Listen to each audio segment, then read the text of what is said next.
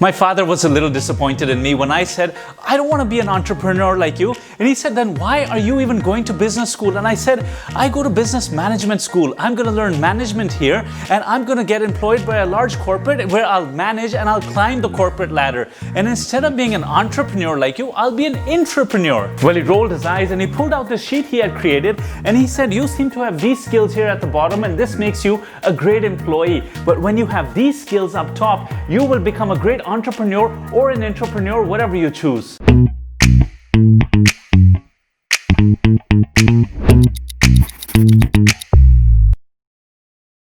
Welcome back to my channel, business people. I'm Gulraj Shahpuri. I'm a leadership trainer and a business turnaround coach. I've helped plenty of businesses get back from the red to the black.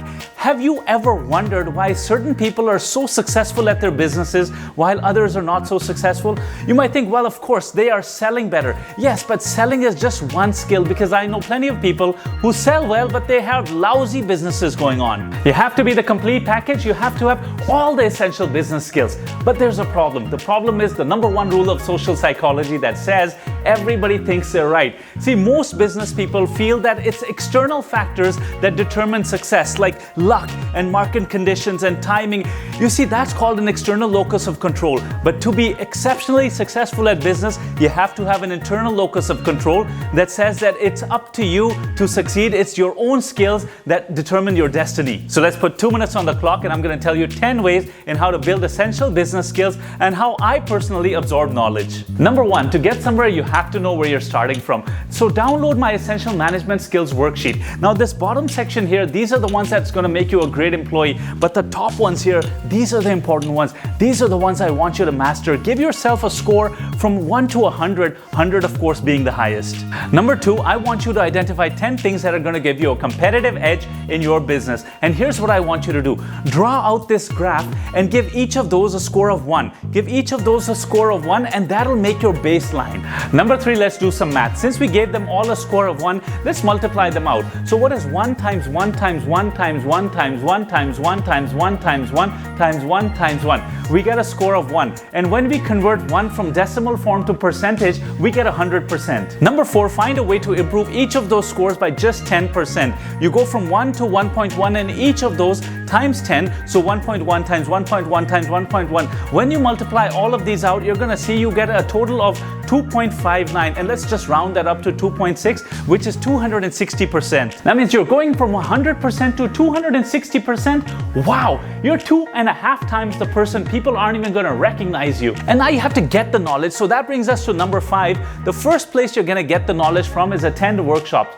Online workshops are a whole lot cheaper. They're up to 10 times cheaper, but offline workshops, they're more expensive but a lot more effective. Now there's going to be all sorts of gurus offering workshops in your city. Ask a friend, look online. I want you to attend business workshops, not motivational workshops. They have their own place, but we're talking about business workshops. And in terms of online workshops, I love the ones at lynda.com, Udemy, or Coursera. Number 6 is take on a mentor. Now I don't mean a coach. Coaches are great. They'll help you devise a game plan and they'll help you stick to it. But mentors, they're going to bring you up to speed very quickly because they're consultants and they already have the knowledge and they're going to help you fill in the gaps. But you're going to have to pay an hourly rate and that'll add up very quickly. So that brings us to number 7. There's free options like YouTube. I love YouTube. There's never been a better time to be alive. There's so many gurus just giving away the best knowledge in the world. Start following channels. You're going to be so happy because it's going to help you pass the time while you're driving and you're going to get so much information. But number 8 is my favorite, books. I love the type of knowledge books give at such a small price.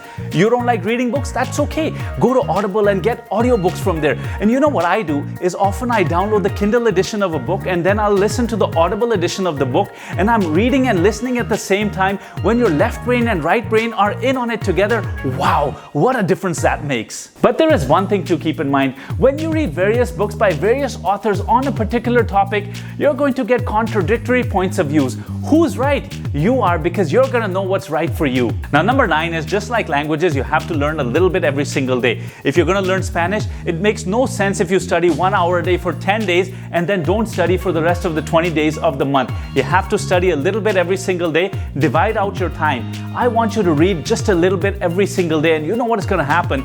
Every day when you pick up a book, all the stuff that was already just folded in your brain and not really available to you, that's all gonna get shaken up, and you're gonna love it because you're gonna go to work and everything will be fresh and alive for you every day because you read every single day. And number 10, whatever you learn, you have to be able to teach. I've talked about this in another 2-Minute Tuesday video, where no matter how brilliant you are, if you're learning something for the first time, you're only mastering it about 10%. But when you put it in practice, you get an additional 70% mastery of it. But when you teach it, you get an additional 80% mastery of it. Now wait, you might be thinking, well, that's 160%. Yes, if you learned something from a book that was intending to teach you in a certain way, you've gone above and beyond the level of mastery they thought you'll ever get from it.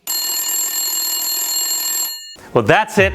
Time's up. Now, since all of these 10 things are learnable skills and nobody's born with them, I want you to have that internal locus of control I was talking about. So here's one thing I want you to do. Raise your right hand with me and repeat after me. If it is to be, it's up to me. If it is to be, it's up to me. Now we have a contract. In the comments below, I want you to tell me which is your favorite of these 10 things that you learned. And if there's something that I couldn't cover, please put it in the comments below. But I also want you to do 2 things. Number 1, download that worksheet I said, the essential management skills. And secondly, I want you to learn, practice, and teach everything. So when you go to your office on Monday, find a way, get a bunch of people together and teach what you've been learning. If you found value in this video, take a moment and click the like button. And to get solutions to other common business problems, make sure you subscribe to this channel. We'd love to have you part of our family. And if you want to see other videos in our 2-Minute Tuesday series, just click over here. And if you want to see what YouTube has to recommend to you, just click over here. Either way, you can't go wrong. Thank you for joining me on this 2-minute journey. I hope you enjoyed the video and I hope you're enjoying the channel.